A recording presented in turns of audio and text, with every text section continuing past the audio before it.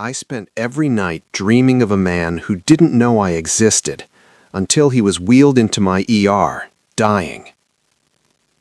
Welcome to BL Stories by K, your home for original high-tension audio dramas. I'm so happy to have you here. Before we begin, please take a moment to subscribe to the channel and hit that notification bell. Now let's dive into the story for today. My bedside drawer has a false bottom. It's a pathetic cliché for a man with a medical degree, but it's the only place where the real me exists. I pull out the latest clipping from the County Gazette. The paper is crisp, the ink still smelling faintly of the press. I am looking at him, Caleb. He's standing in front of a scorched warehouse, soot smudged across a jawline so sharp it looks like carved from granite. He's smiling, that effortless, heroic smile that makes the whole county feel safe. I trace the line of his shoulder through the newsprint. My chest tightens. My skin feels 2 sizes too small. I know his stats better than his own mother does. 6'2", 210 pounds of sheer, selfless muscle. Type O positive blood. No known allergies. Left-handed. Allergic to penicillin. Wait, no, that was in an interview 3 years ago where he clarified he had no allergies. I'd corrected my mental file immediately. The folder on my laptop is labeled Research Trauma Cases. It contains 247 images of Caleb Vance, newspaper photos, social media screenshots I'd saved before he made his account private, a shaky video someone posted of him carrying a child out of a burning apartment building, his face streaked with ash, his eyes fierce with determination. I close my eyes, and the newsprint transforms into something more vivid. I am dreaming of him again, the same dream that's haunted me for 2 years. Those heavy, bunker-clad arms pinning me against cold tile, the smell of smoke on his skin, the heat radiating off him like a furnace. In my head, he isn't the county's hero. He's mine. He knows my name. He whispers it against my throat. His calloused hands map the geography of my body with the same courage she shows running into burning buildings. I wake up with my heart hammering and my sheets damp, gasping his name into the empty air of my apartment. It's a sickness, and as a doctor, I should know how to cure it. But I don't want to be cured. I want to be consumed. I carefully fold the clipping and return it to its hiding place. In 6 hours, I have a shift at County General. I'll put on my white coat, become Dr. Cale Morrison, the brilliant, composed ER surgeon who'd earned his reputation through precision and ice-cold calm. And no one will know that beneath the professional exterior, I'm just a man hopelessly, pathetically in love with someone who doesn't know I exist. The ER at 2 a.m. is a symphony of controlled chaos. The fluorescent lights hum with a sterile, flickering energy. Somewhere in Bay 3, a drunk driver is demanding to be released. In Bay 5, a teenager with a broken arm from skateboarding is trying not to cry in front of his friends. I was finishing a chart, my fingers steady on the keyboard, my face the mask of Dr. Cale, the brilliant, unshakable surgeon who'd earned his reputation through precision and ice-cold calm. Then the red phone rang. Every doctor knows that sound. It's the sound of someone's world ending, the sound of fate calling collect. I picked up. Dr. Morrison. Multiple trauma coming in. The dispatcher's voice crackled through the line. 3-alarm warehouse fire on Industrial Boulevard. We have a firefighter down. Severe burns covering approximately 30% of his body. Smoke inhalation. Crush injuries to the lower extremities. Possible internal bleeding. ETA 3 minutes. My heart didn't just skip a beat. It stopped. Professional. Stay professional. Copy. What's the patient's name? There was a pause. Paper rustling. Caleb Vance, age 29. He's one of ours, Station 12. The world tilted sideways. The phone slipped from my fingers. I caught it before it hit the floor, muscle memory saving me from complete collapse. But inside, I was screaming. The fluorescent light suddenly felt too bright. The sterile smell of the hospital was replaced by a phantom scent of burning rubber and ash. Not him. Please, God, not him. Dr. Morrison? Doctor, did you copy? Copy. My voice sounded distant, like it belonged to someone else. Prep Trauma 1. I want a full burn team standing by. Get me saline, plasma, and make sure we have O-positive blood ready, at least 6 units. I hung up. My hands were shaking, actually shaking, something that hadn't happened since my first year of residency. Move, I commanded myself. You have 3 minutes to pull yourself together. 3 minutes before the man you've spent 2 years obsessing over comes through those doors, and you need to save his life. I scrubbed my hands viciously, the hot water turning my skin pink. I stared at myself in the mirror. Green eyes, dark hair falling across my forehead, a face that patients called trustworthy and kind. But right now, I looked terrified. You can do this, I whispered to my reflection. You don't get to fall apart, not when he needs you. The bay doors burst open. The sound of the gurney's wheels screaming against the linoleum was deafening. A swarm of paramedics pushed through. I counted 4 of them, all looking grim. And there, in the center of the storm, was the man from my drawer. But the hero was gone. His turnout gear was shredded and blackened, hanging off his body in burnt tatters. His beautiful, sun-kissed skin, the skin I'd memorized from photographs, was angry red and weeping, blistered and raw. His hair, usually golden brown and perfectly tousled, was singed short on one side. His eyes, those bright, courageous eyes that haunted my dreams, were rolled back into his head, only the whites showing. "Vitals are dropping," Sarah, my best trauma nurse, screamed. "BP is 70/40 and falling. Heart rate 140. Oxygen saturation at 78%. Doctor, we're losing him!" I froze. For 3 seconds, 3 eternal seconds, I wasn't a surgeon. I wasn't Dr. Cale Morrison, the man who'd saved hundreds of lives with steady hands and steadier nerves. I was just the boy with the hidden clippings, watching his entire world go up in flames on a gurney in front of him. He's dying. The man you love is dying. "Move, Cale," I screamed at myself internally. "If you don't move, he dies. If you freeze, you'll lose him before you ever had him." I stepped forward. I placed my hands on his chest, the same chest I had traced in photos 1,000 times, imagining what it would feel like beneath my palms. It was hot, too hot, the heat of the fire still trapped beneath his damaged skin. But he was real, solid, alive. "Intubate him now," I barked, my professional mask snapping back into place, though my soul was weeping. "Get me a central line. Push 2 liters of saline wide open. I want a chest x-ray and a full trauma panel. Sarah, call down to the burn unit and tell them we're coming up. We are not losing this man. Not tonight, not ever."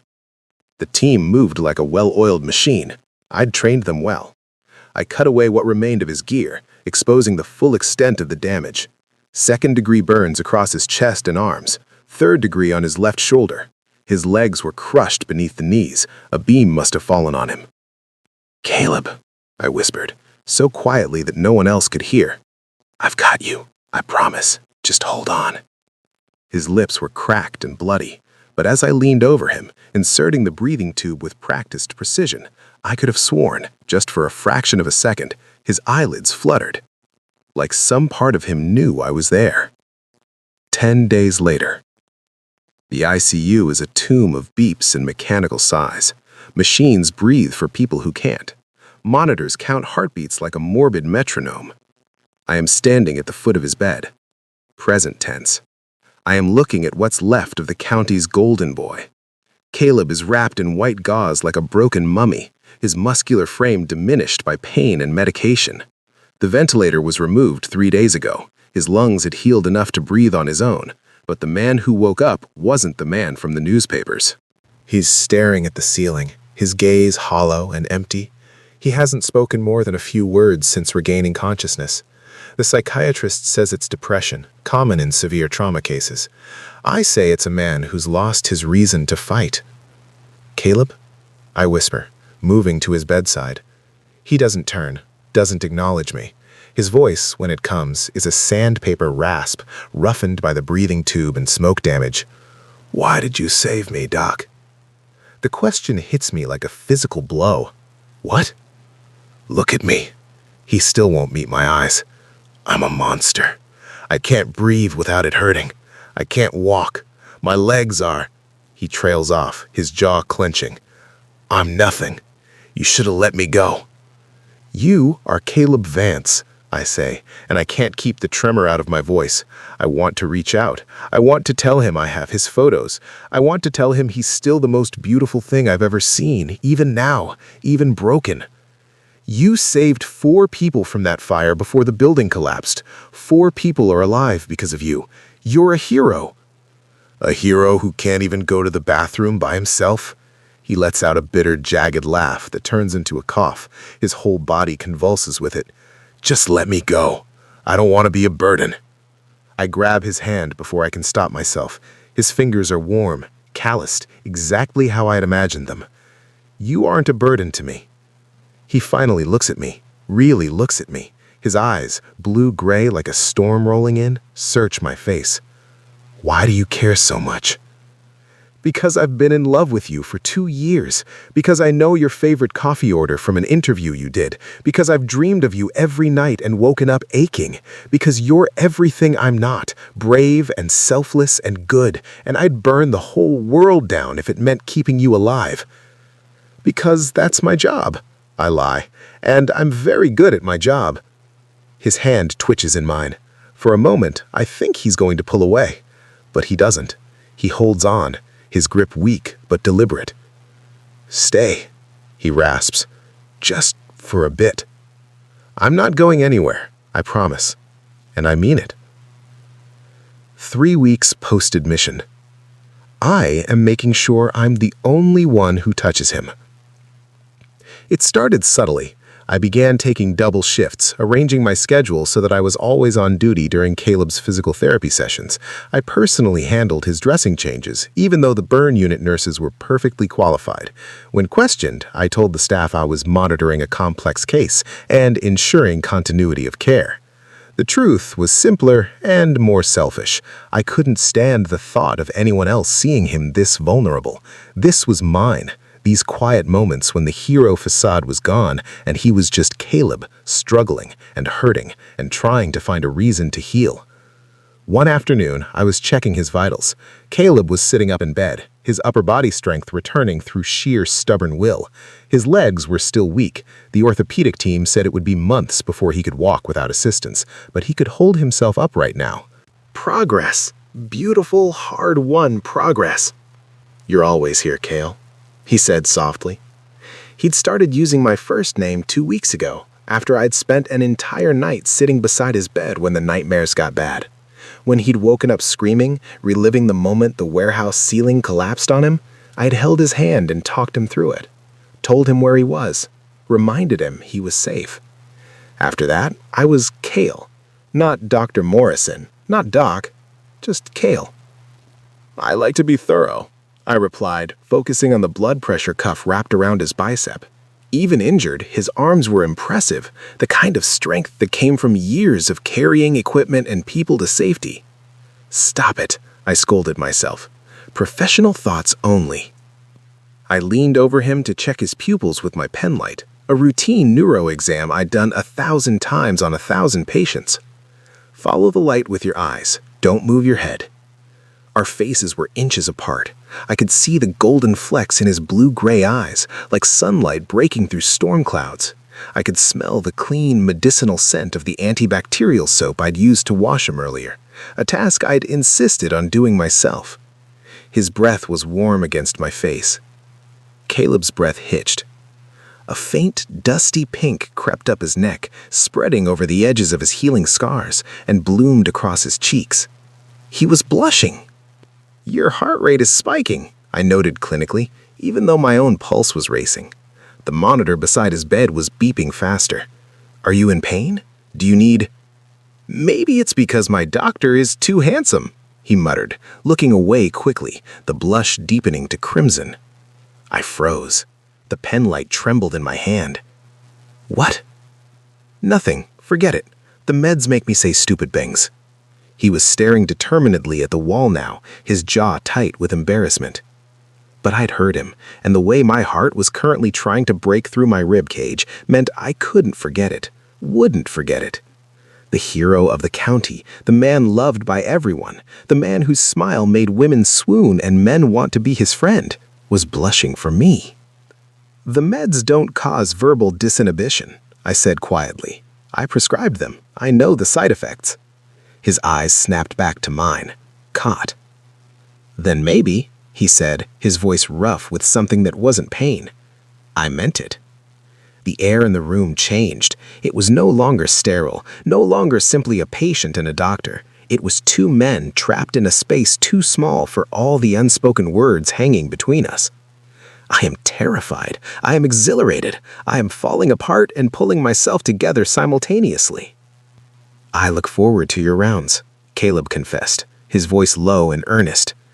"The nights are long, they're dark, and I can't stop thinking about the fire, about the screaming, about how I couldn't save Tommy. He was right there, and I couldn't." His voice cracked. "But when I see your coat in the hallway, when I hear your footsteps, I feel like I can breathe again. You make the darkness smaller." Something inside my chest cracked open. All the careful walls I'd built, all the professional distance I'd maintained, it was crumbling. "I look forward to them too," I whispered. "More than you know." I reached out, my fingers grazing the skin of his forearm that wasn't covered in bandages. The touch was feather-light, barely there, but Caleb gasped like I'd burned him. He didn't pull away. Instead, he leaned into my touch, his eyes falling closed, a soft sigh escaping his lips that sounded almost like relief. "Cale," he breathed my name like a prayer. I knew then. He wasn't just recovering his body in this hospital room, he was giving me his heart, piece by fragile piece, trusting me to handle it with care. And God help me, I was going to cherish every single fragment. 4 weeks post-admission. I am losing my mind. The professional distance I've maintained for 2 years, the careful separation between Dr. Cale Morrison and the man who collects newspaper clippings like a lovesick teenager, is disintegrating. Every time I walk into Caleb's room, the boundary gets thinner. Every time he says my name, it erodes a little more.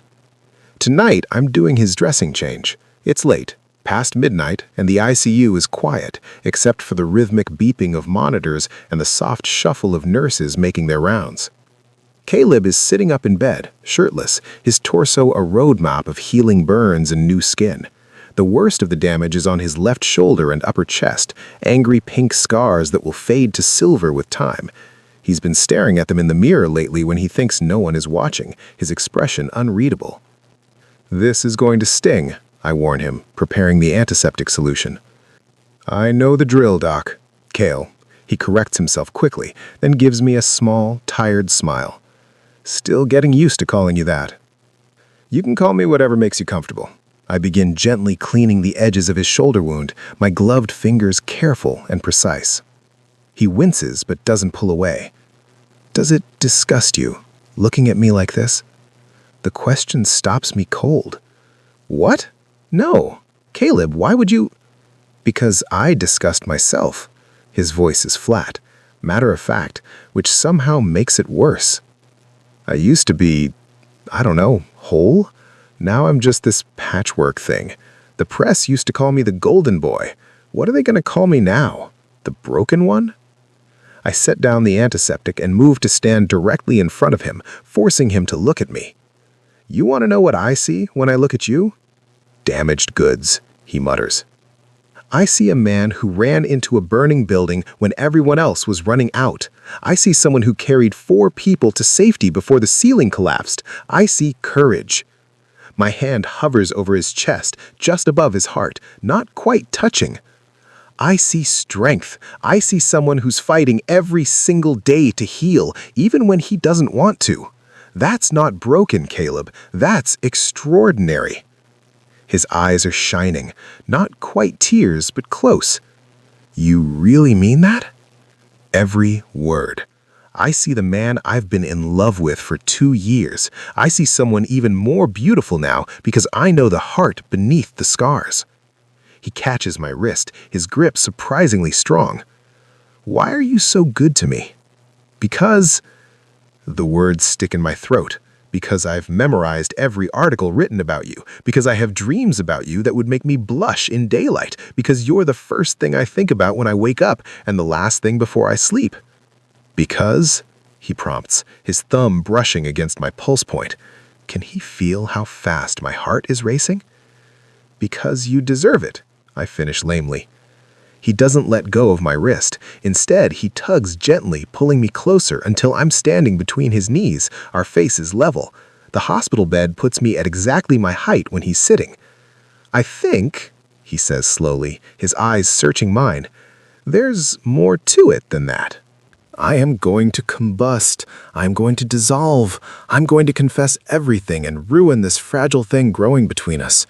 Caleb, I catch you staring sometimes, he continues, his voice soft but certain.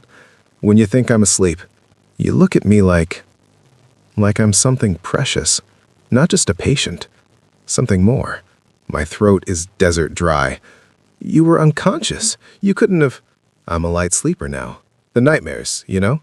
His smile is sad. I've been awake for your 2 a.m. checks more often than you think. And Cale, the way you look at me... He pauses, his grip on my wrist tightening almost imperceptibly. Nobody's ever looked at me like that before. Like what? I managed to whisper. Like you already knew me. Before the fire, before any of this. His free hand gestures at the hospital room, at his scarred body. Like you've been waiting for me. Oh, God. Oh, God, he knows. He can't know. Can he? That's... I should pull away. I should maintain professional boundaries. I should do 1,000 things that aren't standing here drowning in his storm cloud eyes. That's a very astute observation for someone on pain medication. He laughs, a real laugh this time, not the bitter sound from before. I'm not on the heavy stuff anymore, remember? You tapered me down last week, said I was healing faster than expected. His thumb is still tracing circles on my wrist, and I'm certain he can feel my pulse hammering. So, I'm completely clear-headed when I say this. I think about you all the time, Cale. I know it's probably the trauma talking, or transference, or whatever the psychiatrist called it, but I can't help it. You're the only good thing in my day. Caleb, you don't know what you're saying. Don't I? He pulls me even closer, until our foreheads are almost touching. I know I look forward to your rounds like a kid waiting for Christmas. I know I pretend to be asleep sometimes, just so you'll check on me in the middle of the night. I know that when you smile, really smile, not the doctor smile you give everyone else, my whole day gets brighter. He takes a shaky breath. I know I'm falling for my doctor, which is probably the most cliché thing in the world. But I don't care. This is not happening. This is a dream. I'm going to wake up in my apartment with ruined sheets and the crushing disappointment of reality. You don't know me, I protest weakly. Not really. Then let me. His eyes are pleading now. Let me know you, the real you. Not Dr. Morrison, who saves lives and never shows emotion. I want to know Cale, the man who sits by my bed reading medical journals at 3 a.m., the man who brings me coffee from that specific shop on 5th Street because he somehow knew it was my favorite. My stomach drops. How did you... I mentioned it once, weeks ago, barely conscious, probably rambling about random things. But you remembered. His smile is gentle, understanding, terrifying in its perception. You remember everything I say, don't you? Abort! Abort! This is spiraling out of control. I'm your doctor. It's my job to know that I take my coffee black with 2 sugars, to remember that I hate grape-flavored anything when you were choosing my electrolyte drinks, to notice that I sleep better when the blinds are closed, but not completely, because total darkness makes the nightmares worse. He's ticking items off on his fingers now, each one a small exposure of how much attention I've been paying. Those aren't doctor things, Cale. Those are someone who cares things. I should deny it. I should maintain the lie. But I'm so tired of hiding. Yes, I admit, the word barely audible. I care. More than I should. The smile that breaks across his face is sunrise after a long night. Good, because I was starting to think I was crazy for hoping you felt the same way. The same night, an hour later, I finished the dressing change in silence, a charged electric silence that made my hands tremble slightly as I applied the final bandage. Caleb watched me the entire time, his gaze intense and unwavering, like he was memorizing my face. "I should go," I said when I was done, stripping off my gloves. "It's late and you need rest." "Stay!" His hand shot out, catching mine before I could step away. "Please, just a little longer." I am not strong enough to refuse him. I should cite hospital policy. I should mention professional ethics. I should do the responsible thing. Instead, I pull a chair close to his bedside and sit, our hands still connected. "I can't sleep anyway," he admits.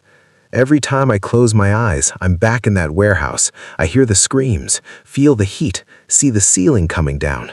His grip tightens on my hand. "But when you're here, it's quieter. The memories don't scream as loud." "Have you talked to Dr. Chen about this? She's an excellent trauma counselor." "I talk to her twice a week," he interrupts. "She's helping. But Kale, she's not—" He trails off, then tries again. "You make me want to get better, not just physically. You make me want to be whole again, so that maybe I could be someone worthy of the way you look at me." My heart clenches. "You don't need to be anything other than what you are.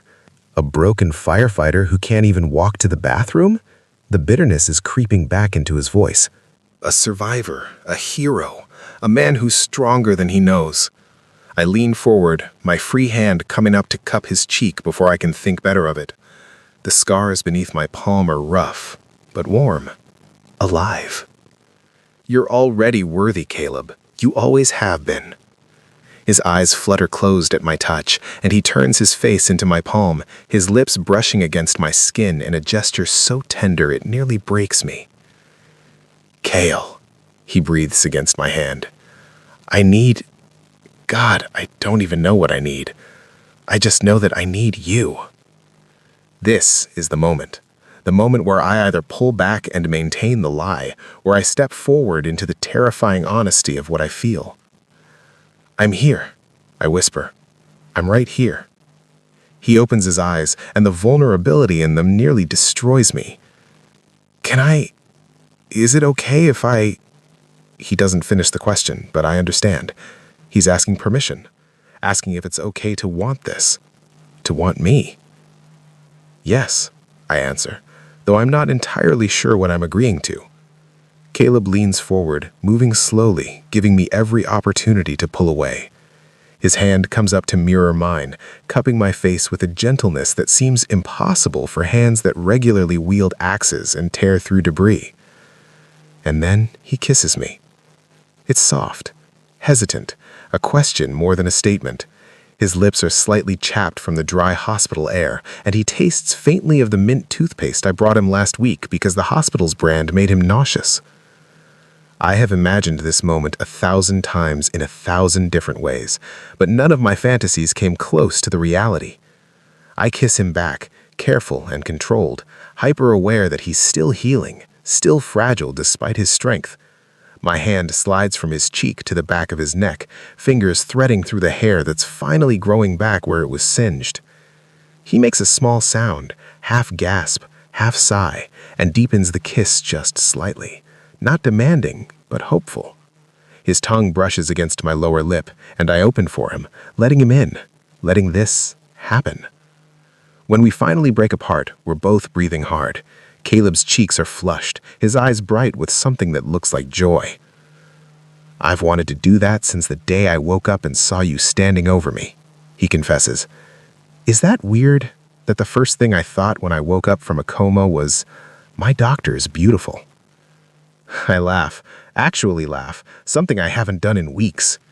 "Maybe a little, but I'm not complaining." "Good." He rests his forehead against mine, and we sit like that for a long moment, just breathing together. Because I plan on doing it again. A lot, if that's okay. It's more than okay. It's everything. It's the answer to 2 years of silent longing. It's the dream I never let myself believe could be real. A knock on the door makes us spring apart like guilty teenagers. Sarah, the night nurse, pokes her head in. "Dr. Morrison, sorry to interrupt, but we have an incoming trauma." "I'll be right there." My professional voice snaps back into place, but when I look at Caleb, I can't help but smile. I have to go. I know. He's smiling too, a real genuine smile that transforms his entire face. But you'll come back. Always. I promise. And I mean it. 6 weeks post-admission. Things change after that kiss. Not drastically. We're still careful, still aware that we're navigating complicated ethical territory. But there's a lightness in Caleb now that wasn't there before. He engages with his physical therapy, he makes jokes with the nurses. He's starting to look like himself again. And every time I walk into his room, he blushes. It's become my favorite thing in the world. "Good morning, Caleb," I say, entering for morning rounds. Pink spreads across his cheeks immediately. "Morning, Kale." The other residents I'm training notice. Dr. Yuki, a sharp-eyed second year, raises an eyebrow at me when we leave Caleb's room. "So, you and the firefighter seem close." "He's responding well to consistent care," I reply neutrally. "Uh-huh. Is that what we're calling it?" But she's smiling, not accusatory. For what it's worth, I think it's sweet. He lights up like a Christmas tree when you walk in. "Focus on the chart, Dr. Yuki." "Yes, sir." She's still grinning. Later that afternoon, I returned to Caleb's room to find him in the chair by the window, a huge victory. He's been working on building strength in his legs, and sitting up for extended periods is progress. "Look at you! You're getting stronger every day." He turns to face me, and that blush appears again, climbing up his neck. "I had motivation, wanted to be sitting up when you came by, more dignified than lying in bed like an invalid." "You're not an invalid."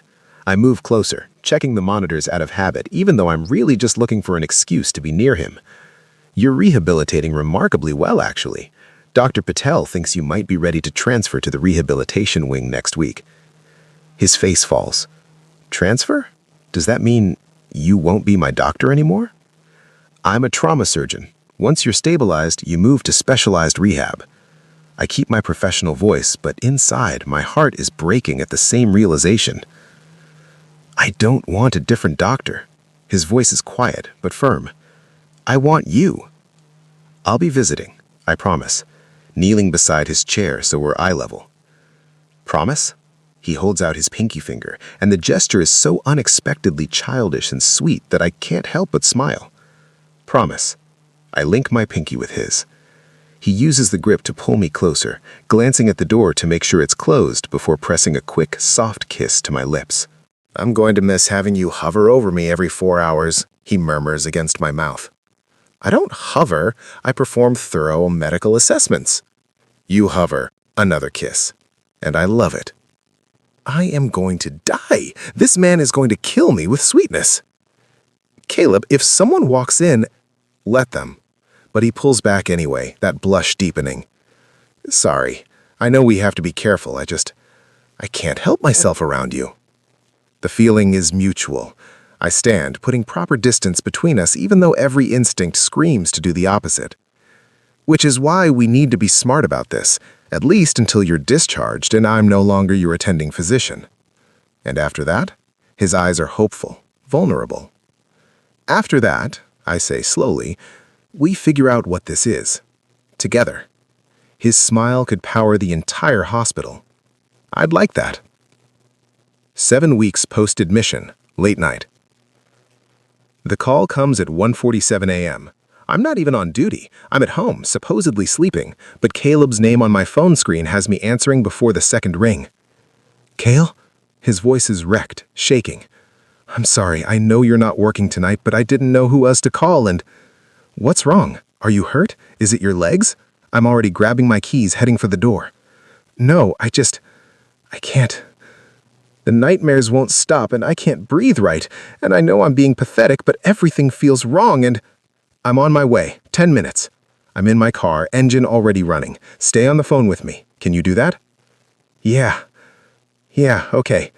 I hear him trying to regulate his breathing, fighting against a panic attack. "Tell me where you are right now. Describe what you see." I'm in my room, the ICU. There's the window. The moon is out. It's bright. Good. That's good. What else? The monitors. They're beeping. It's steady. Normal. His breathing is slowing slightly. There's the chair you always sit in. Your coffee cup is still there from this afternoon. Focus on that. You're safe. You're in the hospital. The fire was 7 weeks ago. You survived. I'm breaking several traffic laws getting to County General, but I don't care. By the time I reach his room, he's calmer but still trembling. He's sitting up in bed, his hospital gown soaked with sweat, his eyes wide and haunted. "Hey," I say softly, closing the door behind me. "I'm here." "You came?" He sounds amazed, like he didn't actually expect me to show up. "Of course I came." I move to his bedside, and without thinking, without caring about protocols or boundaries, I sit on the edge of his bed and pull him into my arms. He collapses against me, his face buried in my shoulder, his whole body shaking. He's not crying, not quite, but he's close. "I was back there, in the warehouse. I could hear Tommy screaming and I couldn't reach him. The smoke was everywhere, and the heat, and I knew the ceiling was coming down, but I couldn't move fast enough. And then I was trapped, and I couldn't breathe, and—" "Shh, you're okay. You're safe." I run my hand through his hair, the same soothing motion I've watched nurses use on distressed patients. But this is different. This is personal. This is personal. Tommy made it out. You got him out before the collapse. He's alive because of you. But in the dream, he dies. Every time. And it's my fault. It's not your fault. None of it was your fault. I pull back just enough to look at him. His eyes are red-rimmed, exhausted. You're a hero, Caleb. You saved lives. The fact that you're traumatized by what happened doesn't change that. I don't feel like a hero. I feel broken. Then let me help you heal.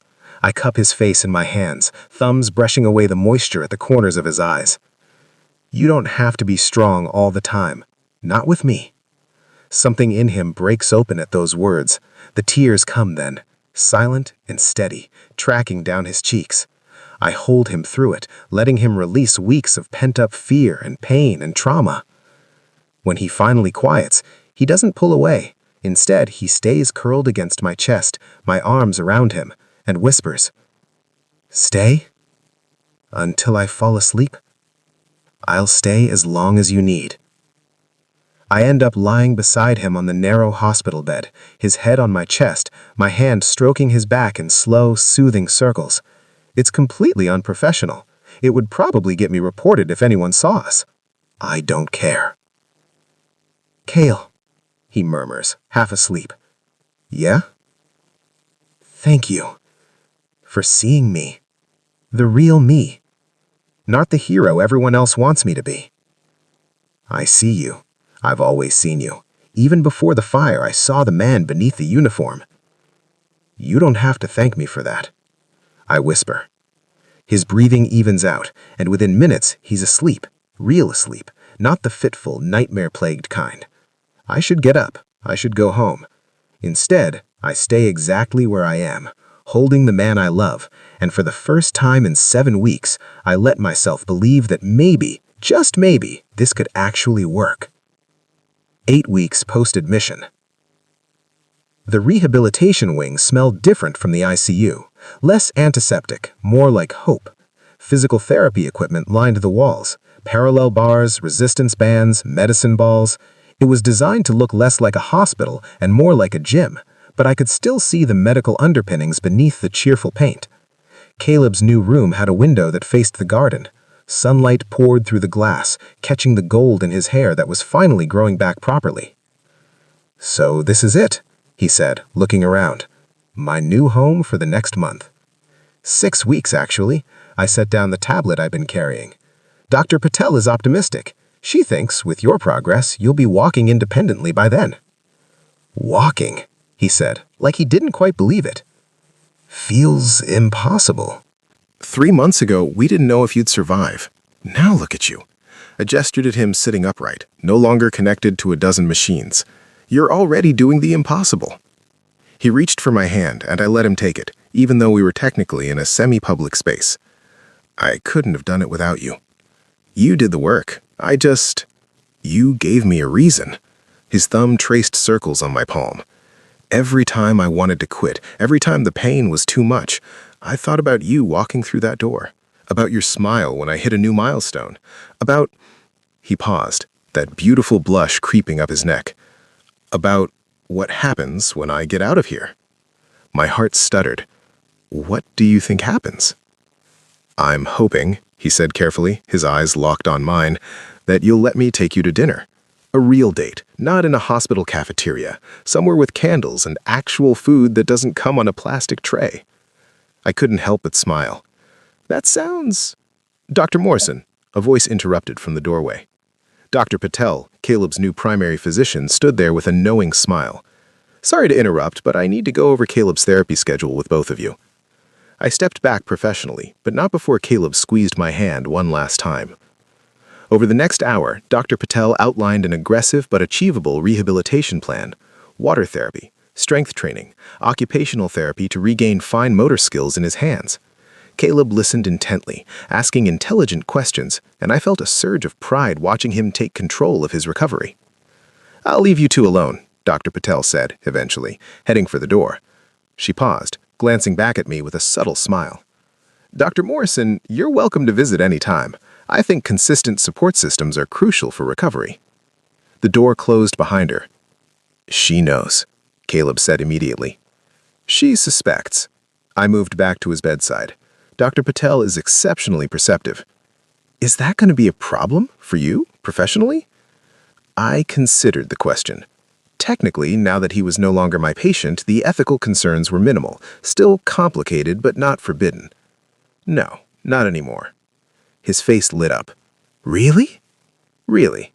I sat on the edge of his bed, allowing myself the closeness I'd been carefully rationing. You're not my patient anymore, Caleb. You're Dr. Patel's patient. I'm just someone who cares about you. Someone who cares? He repeated, reaching up to cup my face. Is that all you are to me? How do I tell him? How do I explain that he's been the center of my universe for 2 years?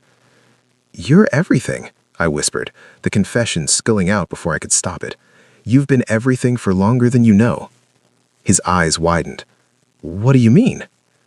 I mean, I've known who you were long before the fire. I've watched you on the news, read articles about your rescues. You were this untouchable hero, and I was just someone who admired you from a distance. Cale, let me finish. My hand covered his where it rested against my cheek. When they brought you in that night, broken and burned, I thought my world was ending because the man I'd been secretly fascinated by for so long was dying in front of me, and I realized that admiring you from afar wasn't enough. I needed you to survive. I needed the chance to know you, really know you, not just the hero in the newspapers. Tears were sliding down his cheeks now. You really mean that? Every word. I brushed away his tears with my thumb. These past 2 months, getting to know the real you, the man who makes terrible jokes at 3 a.m., who worries about his team more than himself, who's terrified of grape-flavored anything, it's been the greatest privilege of my life.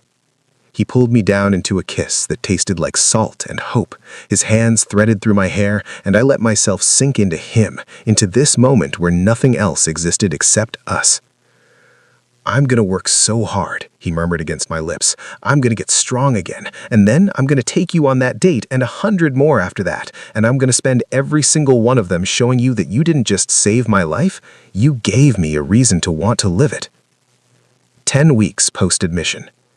I watched through the observation window as Caleb took his first steps on the parallel bars. His physical therapist, Marcus, stood beside him, spotting but not touching. Caleb's face was set in determination, sweat beading on his forehead as he forced his legs to remember how to work. Come on, Vance, 5 more steps. You've got this. Caleb's left leg trembled, threatening to give out. I pressed my hand against the glass unconsciously, as if I could somehow lend him strength through sheer will. He made it to the end of the bars. Yes, Marcus clapped him on the shoulder. That's what I'm talking about. You just walked 15 feet. Caleb looked up, his eyes finding mine through the window. The smile that broke across his face was pure sunshine, and I couldn't help but smile back, giving him a thumbs up. After the session, I met him in his room. He was exhausted but glowing with pride. Did you see? 15 feet! I saw. I checked his vitals out of habit. Some things never change. How does it feel? Like I just climbed a mountain. But Cale, I walked. I actually walked. He grabbed my hand, pulling me closer with more strength than he had in weeks. I'm getting there. I'm getting back to myself. You're exceeding every projection. I ran my fingers through his hair, a gesture that had become natural between us. Dr. Patel thinks you might be discharged in 3 weeks instead of 6. His expression turned serious. And then what? Then we figure out what us looks like outside these walls, if you still want to. He looked at me like I'd said something absurd. Cale, I've spent the last 2 months falling in love with you. Why would I stop now? The words hit me like a physical force. Love? Love, he confirmed, no hesitation in his voice. I love you. I love the way you check on me even when you're not working. I love how you brought me coffee from that shop across town because you noticed it made me smile. I love how you hold my hand during the nightmares. I love... His voice cracked slightly. I love that you see me. Not the hero, not the patient, just me. I couldn't speak. The words I'd kept locked inside for 2 years were trying to claw their way out. You don't have to say it back, he added quickly. I know this is complicated and maybe it's too soon, but I needed you to know. I love you too. The confession burst free, unstoppable. God, Caleb, I've loved you for so long. Even before I knew you, I loved the idea of you. And now that I know the real you, I'm completely, hopelessly, utterly in love with you. He kissed me then, deep and slow and perfect. His hands cradled my face like I was something precious, and I melted into him, into this impossible, beautiful thing growing between us. 3 more weeks, he whispered against my lips, and then you're taking me on that date. Actually, I believe you're the one who promised to take me on a date. Right, yes, I did say that. His blush was back, and it was still my favorite thing. Though I should warn you, I'm probably going to need a cane, and I might get tired easily, and I definitely can't do anything too strenuous. Caleb, I pressed a finger to his lips. I don't care if we just sit in a coffee shop and talk for hours. I don't care if we have to take breaks. I just want to be with you, wherever, however. His eyes shimmered. How did I get so lucky? I almost died, and somehow I ended up with you. I'm the lucky one. I kissed his forehead, his cheeks, the tip of his nose. You gave me something I never thought I'd have, a chance to know the man behind the hero, and he's even more amazing than I imagined. 11 weeks post-admission. The day Caleb was discharged, the entire fire station showed up. I watched from the nurse's station as his crew filled the hallway, burly men and women in department t-shirts, carrying balloons and flowers and a massive banner that read, "Welcome back, Golden Boy." Tommy, the firefighter Caleb had saved, was at the front of the group. When he saw Caleb walking, actually walking, with just a cane for support, his face crumpled and he pulled Caleb into a crushing hug. "You saved my life, man! You saved my life!" "We're even now," he replied, his voice thick. "You guys kept me going in there." I stayed back, giving him space for this reunion. This was his world, his family. I was just... "Cale," Caleb called out, gesturing me over. "Come here." I approached hesitantly, aware of all the eyes on me. Caleb reached out and took my hand, pulling me to his side without any shame or hesitation. "Everyone, this is Dr. Cale Morrison. He's the reason I'm standing here. He's the reason for a lot of things." The crew understood immediately. I saw the knowing glances, the subtle smiles, but there was no judgment, only acceptance. "Well, Doc," a woman I recognized as Captain Torres said, extending her hand, "thank you for bringing our boy back to us. You're welcome at the station any time." "Thank you, Captain." "And Caleb?" She fixed him with a stern look that couldn't quite hide her affection. "You take your time healing. No rushing back before you're ready." "Yes, ma'am."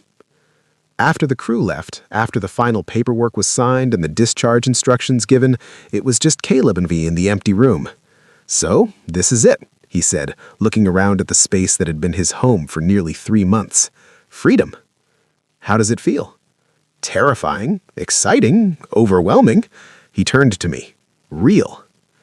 I helped him gather his belongings, not that there was much. Some clothes his sister had brought, the get well cards that covered every surface, a sketchbook where he'd been documenting his recovery and drawings.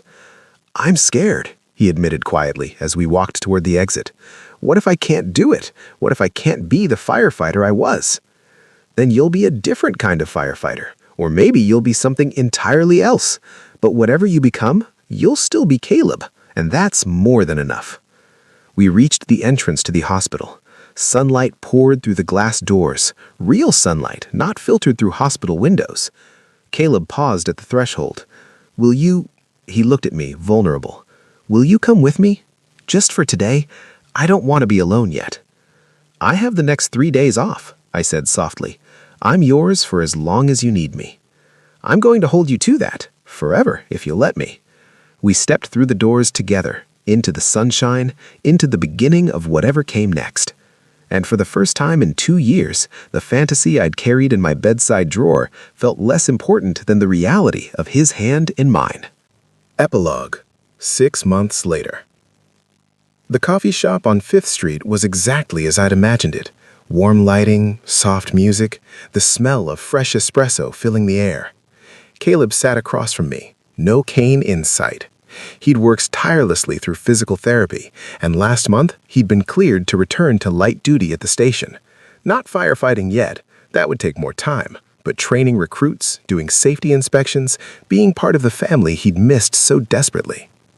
"You're staring," he said, a smile playing at his lips. "I'm allowed to stare. You're beautiful." That blush I loved appeared right on schedule. You can't just say things like that in public. Why not? It's true. I reached across the table, lacing our fingers together. "Besides, I've been wanting to tell you that for 2 years. I'm making up for lost time." 2 years, he repeated, shaking his head in wonder. "I still can't believe you noticed me before everything." "I more than noticed you. I was obsessed. I probably should have been embarrassed by the admission, but I wasn't. Not anymore. I had newspaper clippings, photos. I knew your schedule, your favorite foods, everything the press reported about you." "That should probably concern me," he teased, "but instead, I just find it incredibly romantic." "You find stalking romantic?" "You find me romantic." He squeezed my hand. "You loved me before you knew me, and then you loved me enough to save my life. And then you loved me when I was broken and angry and convinced I had nothing left to offer. How could I not find that romantic?" My throat tightened with emotion. "You were never broken, just healing. Because of you." He brought my hand to his lips, pressing a soft kiss to my knuckles. "Everything good in my life right now is because of you." "That's not true." "It is." His eyes were fierce now, intense. "You gave me hope when I had none. You made me want to fight. You showed me that there was life after trauma, that I could be more than just the sum of my scars." He paused, taking a shaky breath. "Cale, you saved me in every way a person can be saved." I had to look away, blinking back tears. "You saved me too, you know. You took my carefully controlled life and turned it upside down. You made me feel things I'd only dreamed about. You made the fantasy real." "Good." He stood, moving around the table to sit beside me in the booth instead of across from me. "Because I plan on spending the rest of my life making sure you never regret taking a chance on a broken firefighter." "Not broken," I corrected, leaning into his warmth. "Healing. There's a difference." He kissed me then, soft and sweet and full of promise. Around us, the coffee shop continued its evening rhythm, but we existed in our own bubble, two people who'd found each other in the most unlikely way. "I love you."